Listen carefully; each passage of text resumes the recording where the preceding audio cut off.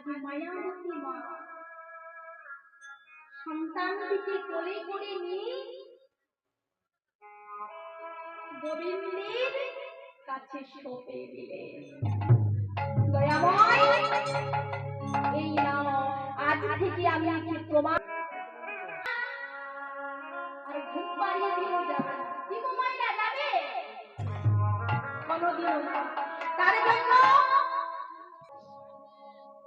ছোট্ট সন্তানটিকে মানুষ করবার জন্য দেখতে দেখতে ছোট্ট বিহারীর বয়স হয়ে গেল 8 মাস।